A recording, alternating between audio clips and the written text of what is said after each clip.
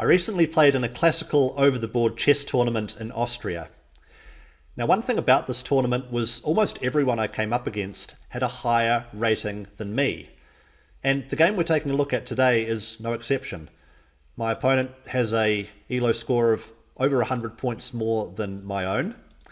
And I've got the black pieces. So we're going to go through this game, what my thought process was, what the key lessons were, and how you can apply it to your games as well. My name's Nathan Rose. I'm the author of Chess Opening Names. Now, if you're not already subscribed to my channel, do click the subscribe button. I've got a lot of great content on chess coming up, so by subscribing, you won't miss out on any of the videos that I'm preparing for you. So it begins with e4 and c5, the Sicilian. And right away, white goes for an unusual move. a3. This is known as the Migriani variation. And even though I'm the author of Chess Opening Names, I can't say I'm familiar with who Migriani is. Got to do a little more research there, perhaps. The idea of this, though, is that white wants to prepare b4. And in white's dream scenario, I'm going to capture on b4, white will capture back, and then white will be able to play d4 without me having the pawn on c5 to capture on d4. So, of course, I don't do that. Instead, I play b6. The idea of this is that if white were to capture, I'll maintain a pawn on c5 just in case white ever does play d4. I'll still have that pawn on c5 to capture it. So from here, both sides get their pieces off the starting squares and into the action. I'll run through these moves pretty quickly since we want to get to the interesting part of the game. I castle and white chooses to capture on c5.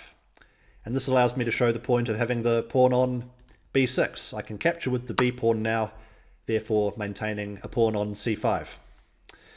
Now we've got a rather unusual feature of the position now. We've got an open b file. This doesn't often happen in the Sicilian. But after white castles, I take advantage of this by playing queen to b6. So what this does is it develops with tempo. A very important principle. It gets the queen off the starting square with a threat against white's dark squared bishop. And this forces white into reacting. So it's a small win because of course white's not going to allow me to take that bishop, but after he defends it, I've gained some time. I've got my queen to a better square with tempo. I think that's an instructive moment there. So I develop, and now white plays a move which is an inaccuracy, if not an outright positional mistake. The thing about advancing this pawn to e5 is that it's going to give my light squared bishop greater scope once it gets to b7. A move ago, when white's pawn was still on e4, it was blocking that diagonal, right? But once it's traded off, my light squared bishop eventually is going to have a much better diagonal. So I continue to develop with a threat. The threat's pretty obvious of taking the bishop on b2. And now white captures on c6. So this is a critical moment. What do you do here? Do you take the bishop or do you take the knight? Well, if you take the bishop, you actually end up losing a piece as black because white has a strong intermezzo. Knight takes e7 check. After the king moves, white can trade, and if you count the material, white is a piece up. So I didn't do that. Instead, I recaptured on c6. So white has brought his bishop to a more active square with a threat against the rook on b8. And I considered blocking this threat with bishop to d6, but during the game, I was worried about what would happen if white captured on f6. This looks to have damaged my pawn structure around my king, leading to some king safety trouble, right? Well, it's actually quite interesting to look at this, because even though it didn't happen in the game, it's quite instructive. White could come in with the queen, but the queen by itself can't cause any meaningful threats. You have to worry about the pawn on f6, I suppose, but that can easily be blocked with bishop to e5. And after black is eventually able to play king to h8 and rook to g8, it might end up being white's king that feels more of the pressure along this semi-open g-file, teaming up with the queen, right, and teaming up with the bishop eventually.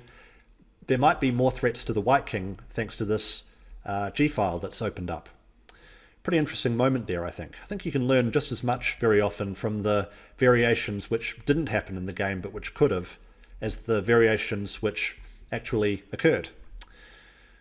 But back to the game. So white's just played bishop to e5, hitting the rook, and I just chose to move it out of the way, rook to b6. So white continues to develop, and now I grab the initiative again with the move knight to g4. So this attacks the bishop on e5, and white doesn't want to lose that piece. It's quite an important piece.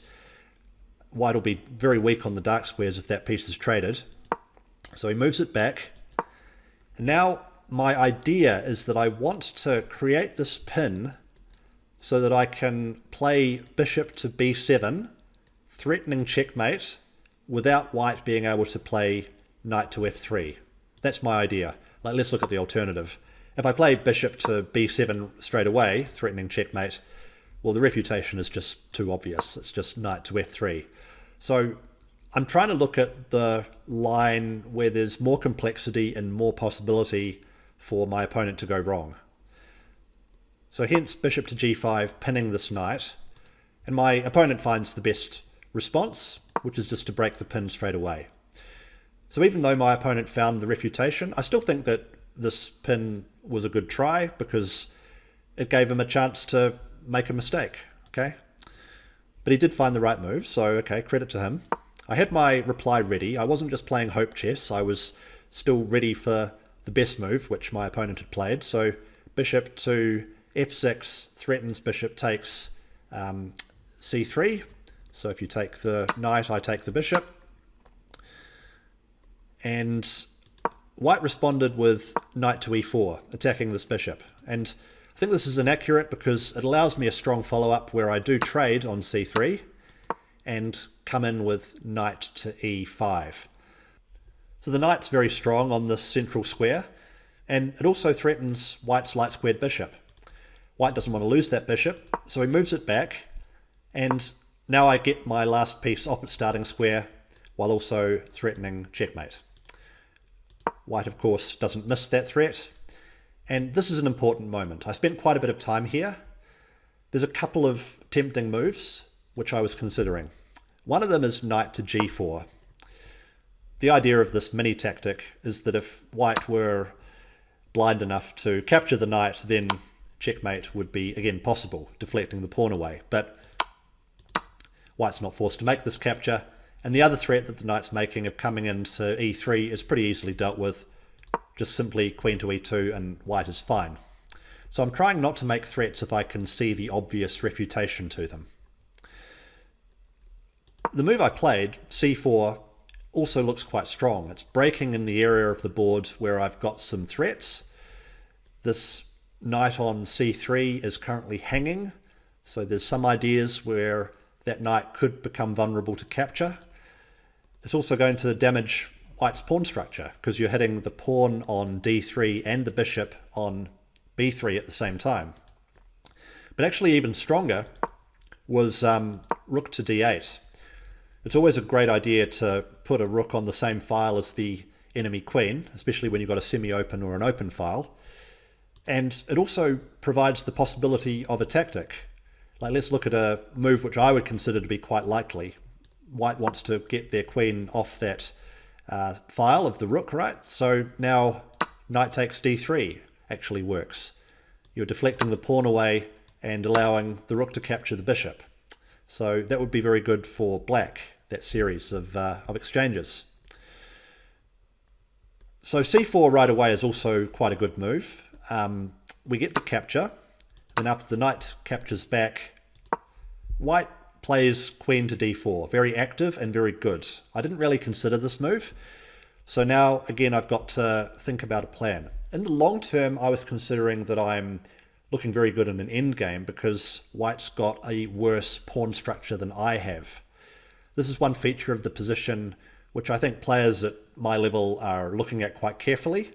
We're looking at things like isolated pawns, even when we're in a middle game, where it's still quite far away from this weakness being exploitable. But it gives me the idea that if I can trade the queens and remove any king safety danger, I should be better in an endgame. So that's the plan that I look to pursue. I look to find a way to trade queens through the next series of moves, looking to trade queens via the move queen to c4. Okay, white defended the queen, I captured anyway, and white took back.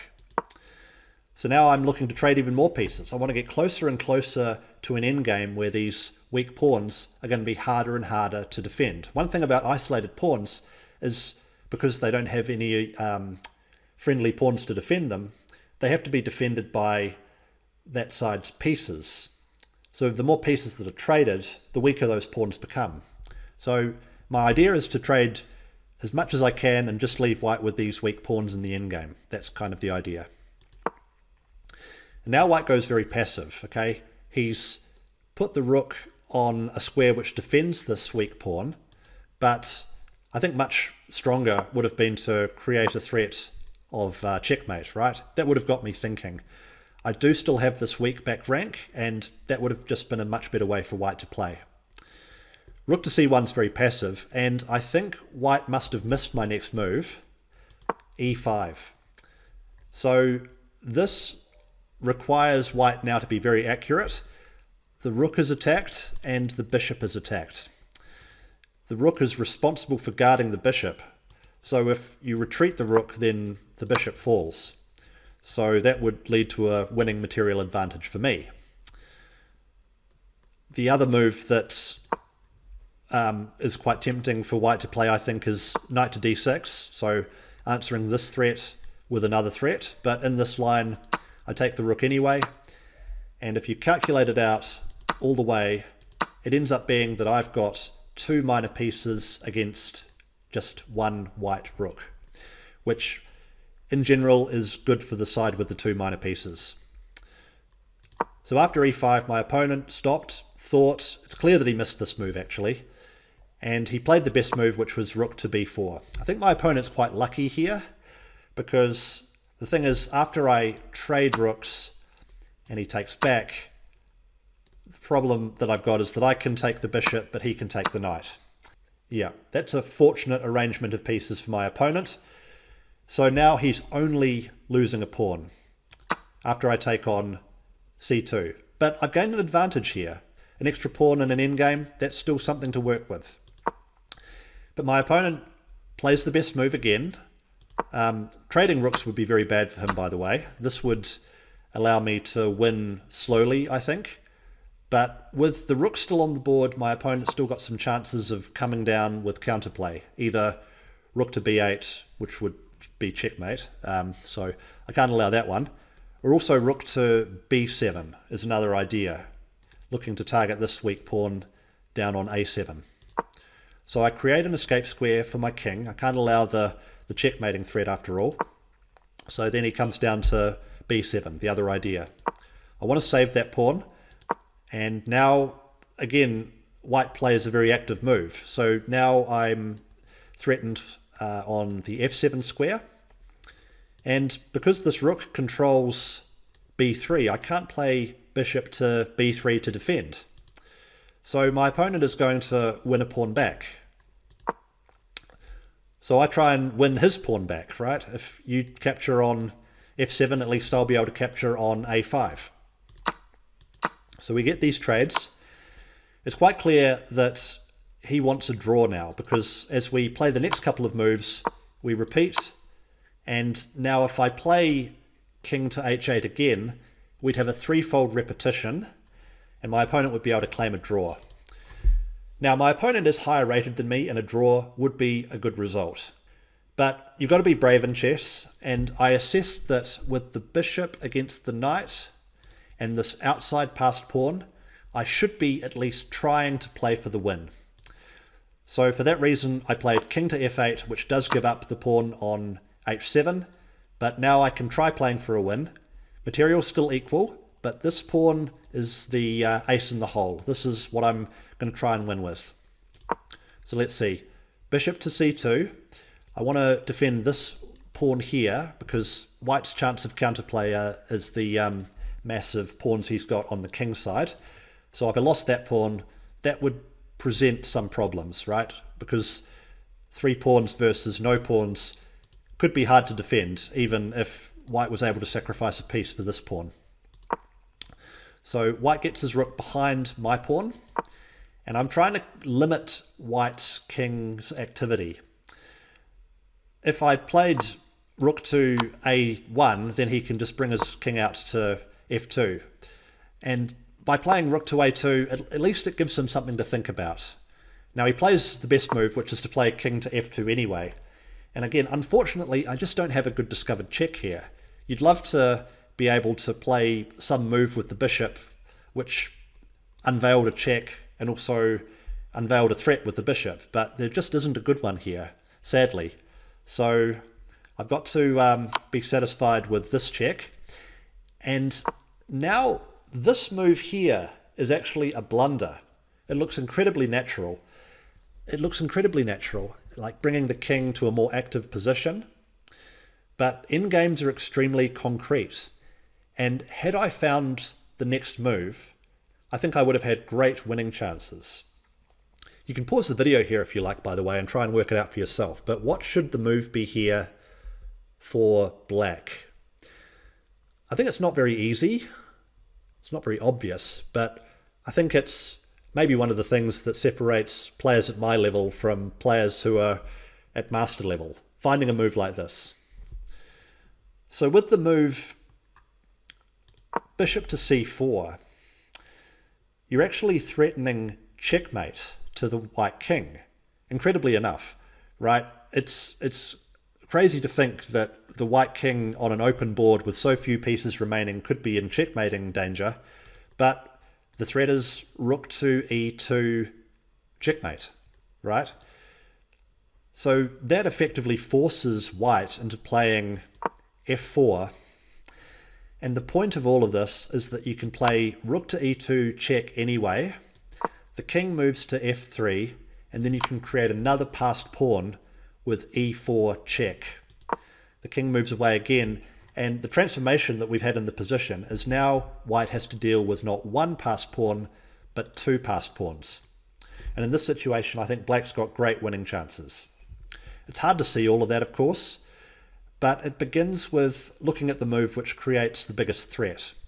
Bishop to c4 threatens checkmate. Okay, so let's look a few more moves. Like, what more forcing moves can we see? Well, the move that's forced for white is f4. What can we do then? Well, we can do another check. Again, white's next reply is forced. And then positionally think about what else we can do, creating another passed pawn. That's how you can arrive at such an answer, I think. Not easy, but that's how you could have done it. The move I played instead after king to e3 was bishop to b5. Okay, which looks quite natural because now the bishop is defended by the pawn. But again, often it's not the natural move that's the best move. I do still have some threats here though, by the way. I've got the threat of taking on g2, and if the pawn on g2 moves away, the threat of taking on h2. So with white's last move, f4, white is inviting these pawns to be traded now. Those exchanges happen, and generally in this type of endgame, the more pawns that are traded, the closer the weak side gets to being able to draw. This is even true after I'm able to capture on g2. And if we get a situation where this pawn and this pawn both leave the board, then the win is going to be extremely difficult to achieve. White will have the additional defensive resource of giving up the knight for my one remaining pawn. Because if I'm left with just a rook and a bishop versus a rook, that's a theoretical draw. So if I want to keep winning chances alive, I need to keep this g-pawn alive. So white is defending his one remaining pawn. I attack the knight so that I can try and take the pawn next, but then white plays knight to e5. If I take the pawn now, then I lose the g-pawn and we get the situation I just talked about. It's going to be very hard to win if I've only got this pawn remaining. So instead, after knight to e5, I play g5. White's king steps forward, and at this point, I actually started to become quite worried about my king's safety. It seems remarkable, right, that with so few pieces remaining, that my king could actually be in danger, but if white had played king to e6 here, it would have caused a fair amount of panic because it's not easy to prevent checkmate. The threat is rook to a8 checkmate. I can't give a check with the bishop because both of those squares are covered by the knight. If you try and distract the knight this way, well, that's fine because it's still checkmate next move. I can't take this knight because that's mate. So after king to e6, you've got to be very careful here. You've got to avoid the threat of checkmate, and king to d8 wouldn't work because white wins after knight c6 check, and then the quiet move king to d6, where the threat of rook to c7 is unstoppable. I would have had to have played king to f8, and it's still very unpleasant, but I'm saved from disaster by being able to give this check. That would have been the line that I would have needed to find if my opponent had played king to e6. Instead of that, my opponent was too focused on trying to get the draw. He plays h3. I was very happy to see this move instead of king to e6. So now I'm thinking to myself, I need to save the game, right? I don't want to get checkmated from a position where I'm a pawn up in an endgame. So we get this possibility to trade pieces. My thinking here was that I can allow this pawn to be traded off now. We'll see why in a second. White had to save the knight. The threat before was the rook coming into f5, forking the king and the knight. So white steps away from that one. And I thought that this was going to be winning for me because after I forced the rooks off, this king seems very far away from this pawn, marching up the board, and it's well known that knights struggle against wing pawns. Actually, at this moment, I made a point of picking up a black queen that was in reserve, right? As though I was going to promote it soon. Part of the psychological warfare that happens in over-the-board chess. I made sure that my opponent saw that I thought that I was going to get a queen. And I was just grabbing it already because I was so sure that it was going to happen. Well, let's see if I was able to do it. Bishop to g2 seems to win a tempo. The white king is still very far away from this pawn, so where's this knight going to go? Well, my opponent here played a move that I didn't see coming. He just plays king to f6, giving up the knight. And the point is that this is a wrong rook-pawn endgame. I've got a pawn that wants to promote on a dark square, and I've got a light-squared bishop. So even this material imbalance with an extra bishop and an extra pawn is still a draw. My opponent knew it, I knew it, we played out a few more moves, but I was already about to sign the score sheets. The white king just has to aim for the corner, get all the way in there, move backwards and forwards, and we split the point. That was a very interesting tactic, I have to say. I mean, very clever to realize that in a position like this, the knight's not important. The thing to do is just to rush the king to the corner as fast as possible. So, in the end, I got a draw against a higher rated opponent. A tough battle. I think I had the best of it for most of the game. I seem to have most of the threats, most of the play. But in the end, there was only really that one moment where I could have won the game. It was that time in the endgame where I had to spot the difficult to find bishop to c4 with that idea of threatening checkmate, forcing f4, and being able to create a passed pawn. So these opportunities are hard to spot at this level, and you need to grab them when they're there. I hope you enjoyed this review of my game. If you did, please show your appreciation by giving it a like down below. Subscribe to the channel if you want more videos like this one, and do feel free to drop a comment as well of what you thought of the game. I'd love to hear what you thought. Until next time then, I'm Nathan Rose, thanks for watching, and bye for now.